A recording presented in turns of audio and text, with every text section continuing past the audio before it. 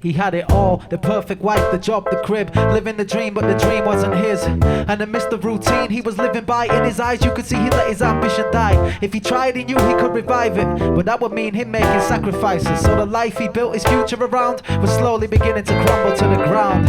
He worked in the office block now, a well-paid job for a college dropout. Got paid, came home to his beautiful wife. He'd had girls but only ever loved two in his life. See, there was another woman he longed for, an old flame, he craved the light once more. And deep down he resented his partner, cause she never understand the affection he harbored. Now and again he'd act worried and anxious, and his mask of happily married man slipped. And he would tell her work got him stressed out, but each lie he told provoked her next doubt.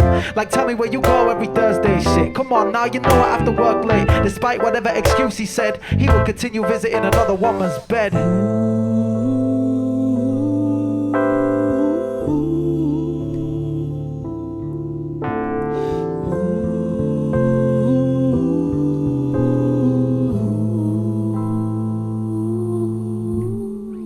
Now as a wife she'd made certain vows, like if we're having trouble we would work it out. But she'd been palmed off too often, so now she had to know if they did have a problem. So she followed his car to find out, to see what he really did on his Thursday nights out. He left work on time, then he got into his car and drove 100 yards to a hospital.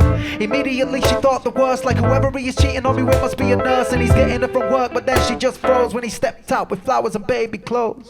Unable to accept what she saw, she put the car in reverse and the pedal to the floor and drove to the first place anywhere. And for every tear shed in her life she cried 20 there. If the father of her own 3 seeds had an illegitimate fault, she knew she'd leave. And so she went home, grabbed the kids and packed, and left a letter saying she's never coming back.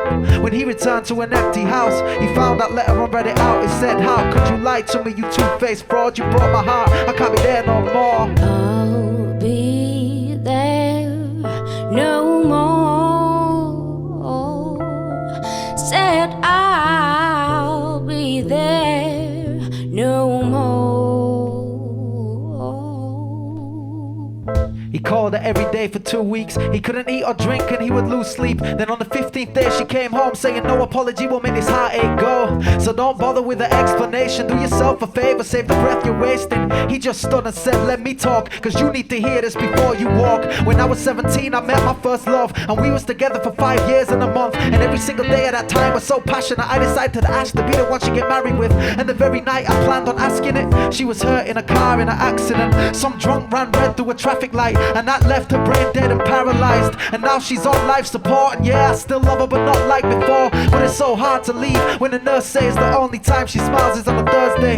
And the worst part of the story is this, she was 8 months pregnant with my kid. So on our anniversary I played a new dad to recognize the child that we almost had. And she said, I'm sorry I didn't understand, but you are my man, and I don't want you to be sad. Promise me you won't be there.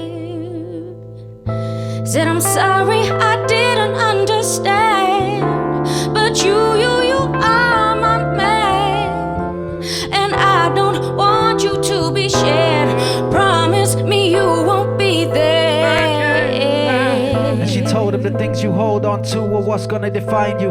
And you won't truly be happy as long as you live if you don't learn to put them behind you.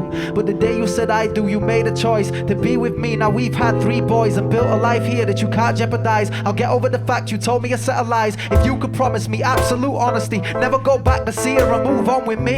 He took a look at her and replied, I can't go on without you in my life, so I'm willing to try for my family's sake. But my final goodbye is gonna have to be made. So he went to the hospital, sat and kissed her, let go of her hand, leaned over and whispered, I'll be there no more, no. I'll be there no more. Hurts to say it, but I'll be there no more, no.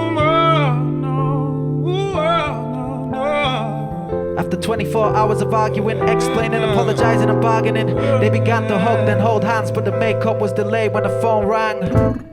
Good evening, sir. I spoke to you on the ward. I'm the senior nurse. Now I apologize in advance, okay? But I have to say, tonight she passed away. He dropped the receiver in disbelief. Flashback to when he kissed the cheek and told her no longer could he come up and visit. He knew then that's when she had given up on living. He turned to his wife and switched and screamed, "The blood is on your hands, you bitch. Your ultimatum has cost a life. You are not my lover, you are not my wife." His voice stained with hatred. She still adjacent. He explained that she was only a replacement. Her eyes drowning in the tears poured. He walked away saying, "I'll be there no more." Like I'll be